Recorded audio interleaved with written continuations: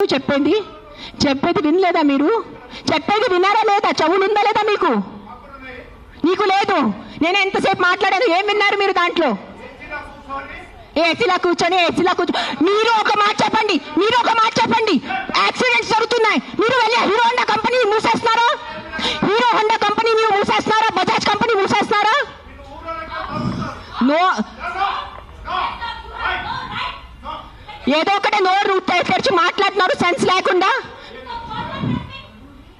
ఎంత చెప్పండి మీరు. 1 సెకండ్. ఈ రోజు యాక్సిడెంట్స్ జరుగుతున్నాయి, యాక్సిడెంట్స్ కోసం మీరు Maruti company, Hero Honda company అడుగుతున్నారా? నాకు అడిగే ఏ హక్కు ఉంది మీకు?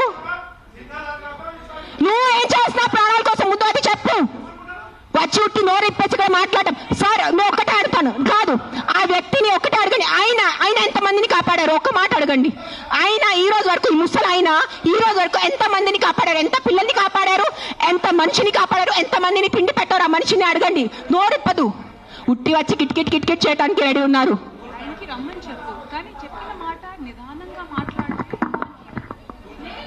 ఎవరైనా జర్నలిస్టులు కానీ ఎవరైనా అడగాలనుకుంటే ఒక పద్ధతిగా అడగటం, ఒక రెస్పాన్సిబుల్ గా అడిగే విధంగా ఉండాలండి. అడిగే క్వశ్చన్ లోనే రెస్పాన్సిబుల్. మీరు చెప్తారా సార్? ఇప్పుడు ఆయన ఎవరు ఉన్నారనేది please, I mean with all due respect,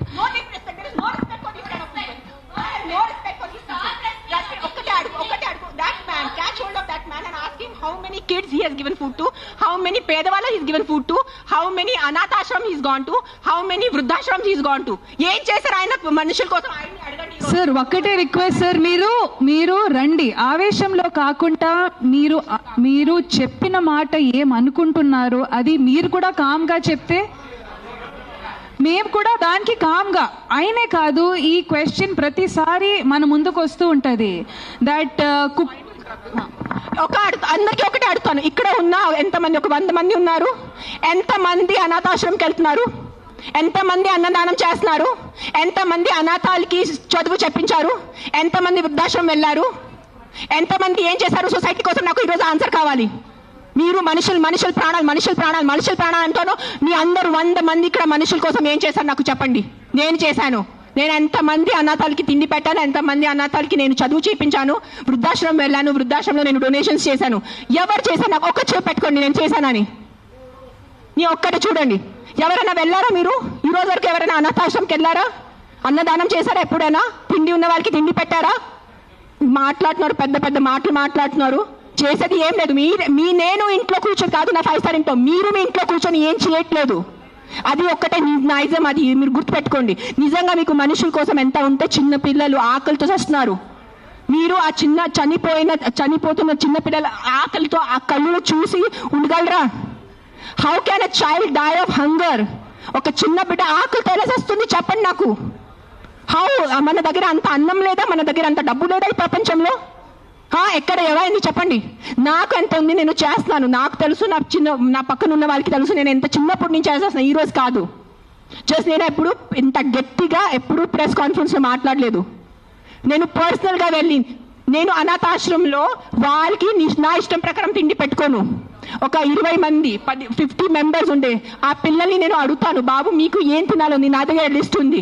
ఒక పిజ్జా అడుగుతారు, ఒక నూడిల్స్ అడుగుతారు, ఒక బిర్యానీ అడుగుతారు. నేను ప్రతి చిన్న పిల్లలకి సెపరేట్ తిండి పెడతాను.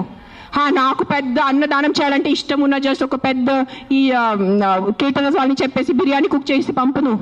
ఒక్కొక్కరిని అడిగి ఒక్కరికి బర్గర్ తినాలంది. 100% ఉంటాయి. First is GHMC. Contact GHMC because this government. Now we are NGOs. People should understand we are NGOs. Understand the difference. We are doing voluntary work. మీరు ఓట్ ఇచ్చిన గవర్నమెంట్ అడగటానికి నీకు నోరు లేదు. ఎవరికి? ఆ వ్యక్తికి ఒక మినిస్టర్ ముందు వెళ్ళి ఇట్లా అడగమని చెప్పండి. I challenge that man. Go in front of your chief minister. Go in front of your MLA. Go in front of your corporator and talk like this. Right now, if I give out my number, people will call me and harass me. That's why I'm not giving out my number. Google it, you will find it. You send me a video of the dog, you send me a video of a locality, you send me the problem, I will deal with it. I cannot give out my number publicly because meeku telusu janalu enta mandi. You saw that how that man was.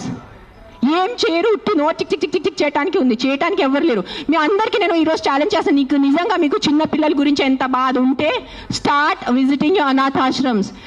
మీ ఇంట్లో ఉన్న పని వాళ్ళకి మీరు ₹1000 కోసం bargaining చేస్తారా లేదా? ఆ పని వాళ్ళకి చిన్న పిల్లలు లేదా? మీ ఇంట్లో ఉన్న పని వాళ్ళకి చిన్న పిల్లలకి మీరు చదువు చెప్పిస్తున్నారా? మీ ఇంట్లో ఉన్న పని వాళ్ళకి మీరు తిండి పెడుతున్నారా? చెప్పండి నాకు. మరే మాట్లాడుతున్నారు హ్యూమన్ రైట్స్ గురించి, చిన్నపిల్లల గురించి మెంటల్గా మాట్లాడుతున్నారు. I think I should stop talking now. Let Rashmi talk.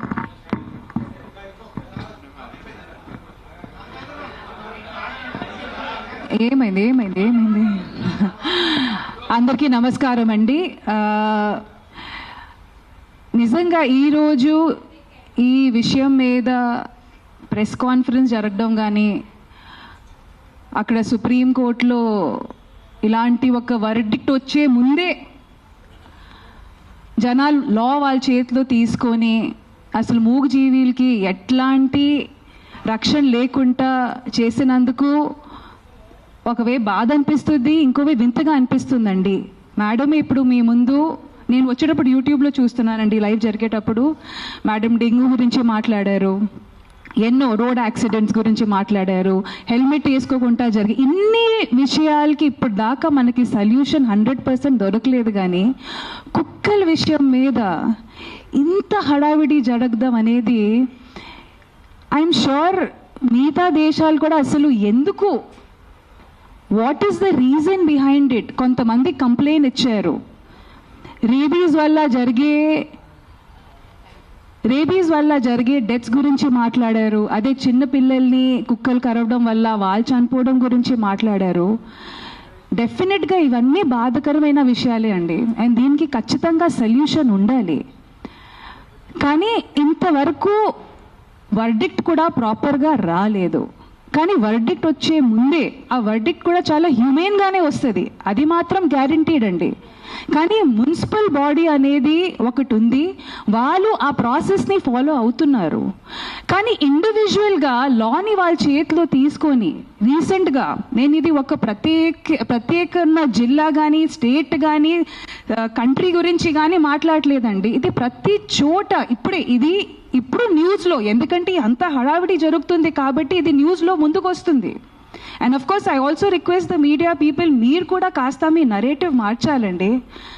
400-500 dogs die with lethal injection అనేది కాకుండా ఇన్హ్యూమెన్లీ ఆ జెనోసైడ్ టుక్ ప్లేస్ అని కాస్త మీరు కూడా మీ హెడ్లైన్స్ మార్చితే మీ తరఫు నుంచి ఆ న్యూస్ చదివేటప్పుడు ఆ ట్రిగర్ ఉండేది కదా, క్యాజువల్గా కాకుండా కాస్త ఎంపతి వస్తుంది.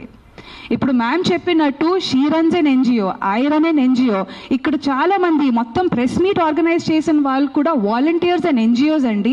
And this is a selfless, పెనీలెస్, మనీలెస్ work అండి. ఇక్కడ ఎవరికి గవర్నమెంట్ ఎయిడ్ రావట్లేదండి. ఇది పర్సనల్గా వాళ్ళకి ఎంత దక్కుతుందో అంతవరకు వాళ్ళ పాకెట్ నుంచి పెట్టుకున్న డబ్బులతో చేసిన వర్క్ అండి. సో మనల్ని ఇక్కడ ఎదురుగా ఇట్లా